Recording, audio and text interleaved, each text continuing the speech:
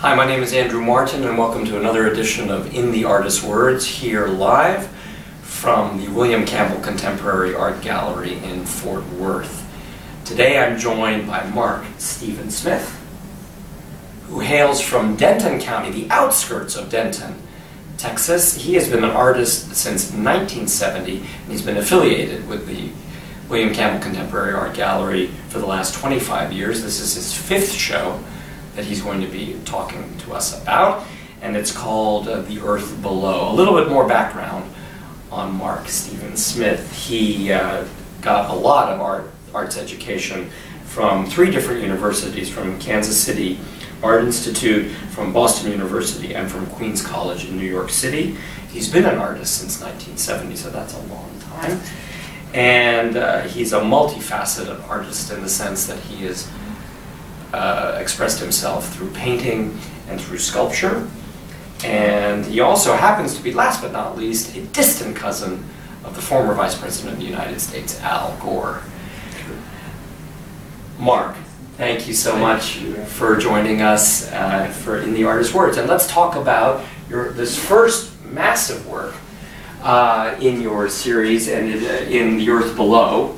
And first, give us the name of this series and talk to us a little bit about it. Well, the title of the exhibit, The Earth Below, is really inspired by the research that I did for the paintings using various satellite databases to really look at a patchwork quilt of images of the Earth's surface from many, many thousands of feet. And I have hundreds, perhaps thousands of images. And indirectly, these paintings are really references to various details of the surface of the Earth.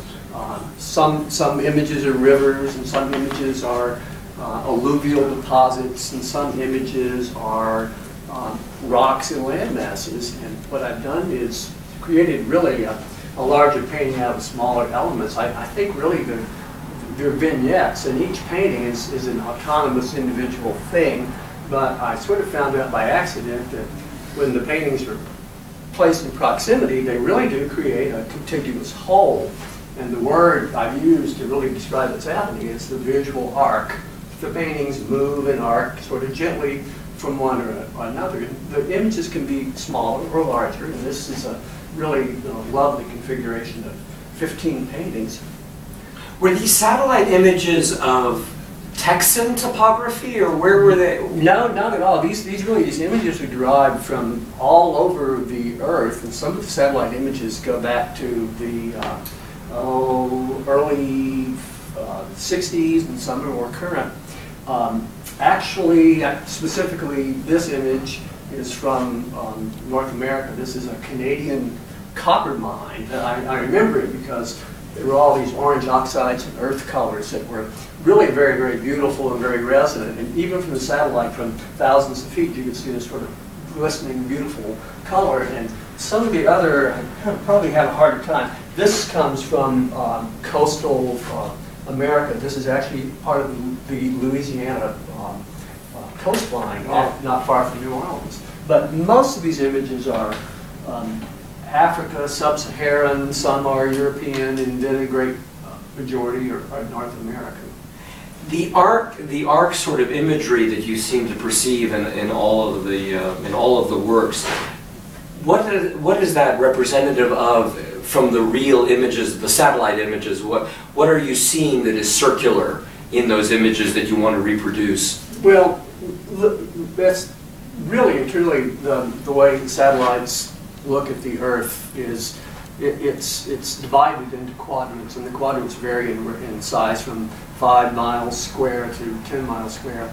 And if you look at the images that are assembled over a period of decades, in some cases, the entire Earth really looks as much like a patchwork quilt as it does a whole. And so the irony of this endeavor that people have been engaging in sort of finding out what's happening, what are weather patterns, what are erosion patterns, well, how much coastal land do we have, and is the Earth healthy or not healthy?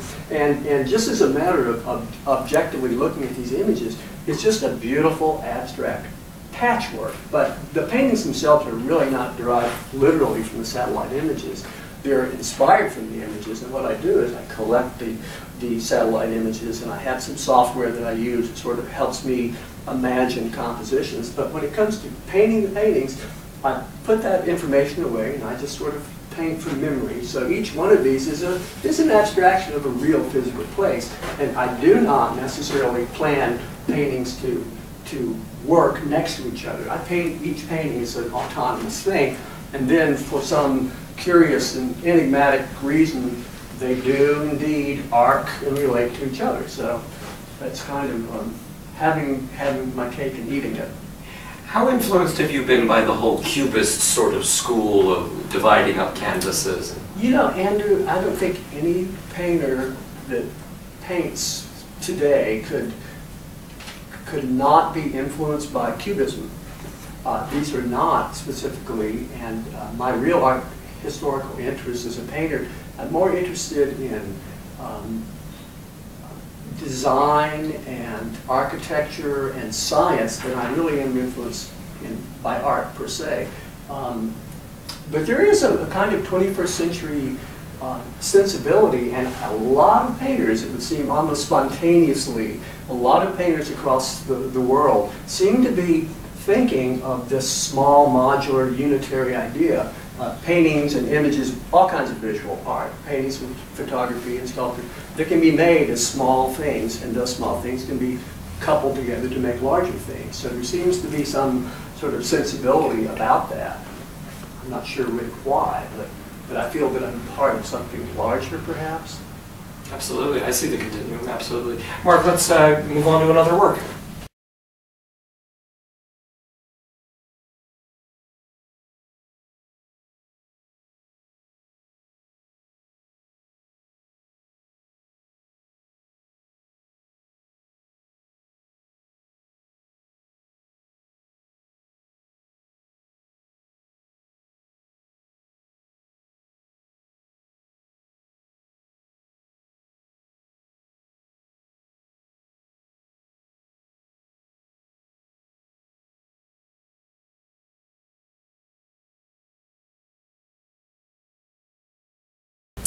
We're back again with Mark Stephen Smith. Mark, tell us about Tributaries #1. What was the main inspiration for this triptych?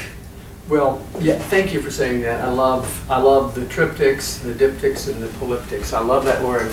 Yeah, it is a triptych. Andrew, these are works on paper, and I really love paper, but as a painter, it's kind of hard to work on paper because paper is inherently absorbent. And I was sort of thinking of the tools that I use in my studio. I'm kind of unlike a lot of painters. I have things that are sort of not really painter's tools. I have expensive surgical Teflon blades, sort of like fancy spatulas.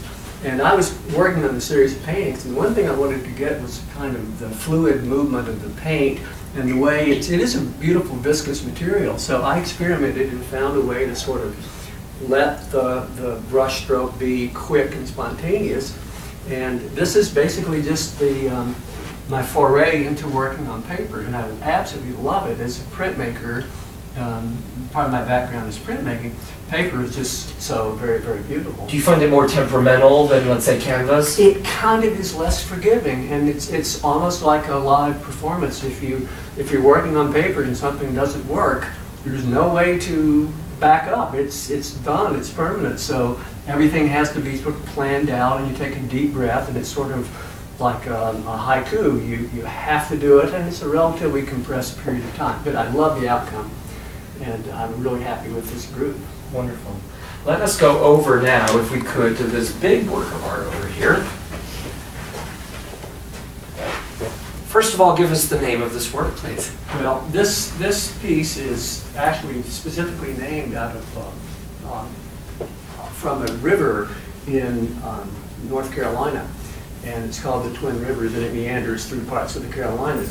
And the painting is inspired by the striated layers of earth and sediment, and as the river over centuries has cut through this part of western North Carolina, it's left behind deposits of earth and minerals that, again, from the satellite, it's just a beautiful abstraction of color and texture. So this painting is specifically inspired by that place in that moment. And how much had you ever been to this part of North Carolina? Never, Andrew. And the real luxury and joy of this kind of research is I get to go all over the world and places that I probably never will be able to go to. But the painting itself is fairly specific, and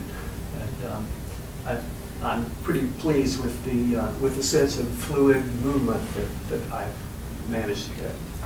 Does archaeology interest you at all in terms of sort of the sedimentary kind of nature of the Earth's development? And well, I was many years ago took several geology courses in college, and so I think it probably is true. It sort of filters back through the work.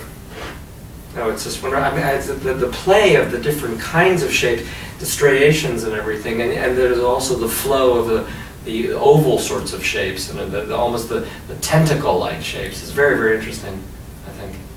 Well, the sense of movement and continuity within the show. I'm really pleased that everything moves. There's a kind of a wholeness about the exhibition that I'm really happy about. Beautiful. The name of the show is The Earth Below. The name of the artist is Mark Stephen Smith, and his show is appearing at the William Campbell Contemporary Art Gallery in Fort Worth. My name is Andrew Martin for In the Artist's Words. Thank you very much.